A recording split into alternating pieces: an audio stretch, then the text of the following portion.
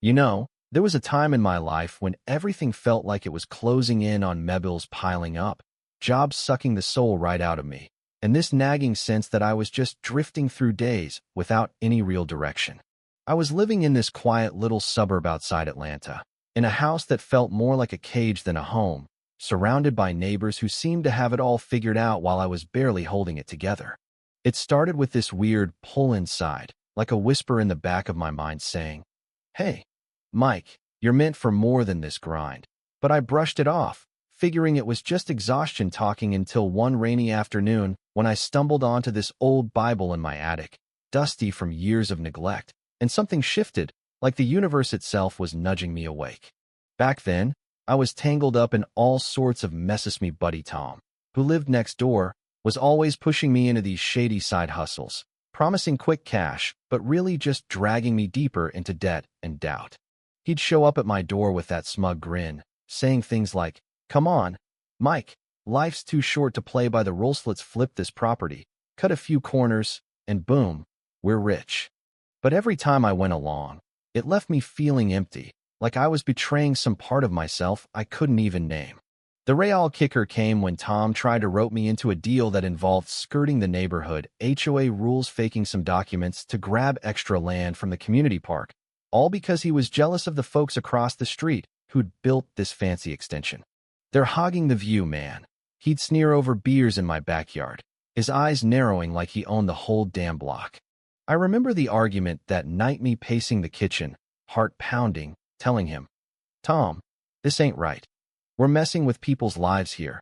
And for what? A bigger yard." He laughed it off, calling me soft, but that clash lit a fire in me, exposing how his greed was poisoning everything, including our friendship, born from years of shared barbecues and borrowed tools, now twisted by his obsession with one-upping everyone. That's when the turnaround hit like a bolt from the blue. I dove into that Bible, reading about folks like Joseph, who got betrayed by his own brothers, thrown in a pit, sold off, but never lost his grip on integrity. It resonated so deep because I saw myself in him, stuck in my own pit of bad choices. But maybe, just maybe, there was a palace waiting if I trusted something bigger. I started small, skipping Tom's schemes, volunteering at the local church instead, helping out with food drives where I'd meet people like Sarah, this kind widow who'd lost everything but radiated this quiet strength. She'd share stories over coffee, saying, "Mike, God's got a plan. It's not about what you grab, it's what you give." One day, I confronted Tom head-on in his driveway, cars honking in the background, rain starting to pour as I laid it all out. "I've been following your lead, and it's led me nowhere but regret. From now on, I'm choosing different, faith over fear, generosity over greed." He exploded, yelling, "You're throwing away our shot, you fool." But I walked away feeling lighter, like chains snapping off. Slowly, things turned. My job improved with a surprise promotion after I started showing up with real purpose. Debts cleared up through unexpected windfalls, like an old investment paying off, and even the neighborhood tension eased when I helped organize a community cleanup, turning that disputed park into a spot everyone could enjoy. Looking back, it's wild how that inner tug became my lifeline, pulling me from chaos to this overflow of peace. Finances stable, relationships mended, even Tom eventually coming around, admitting over a reluctant handshake, "You were right, man, I was chasing shadows."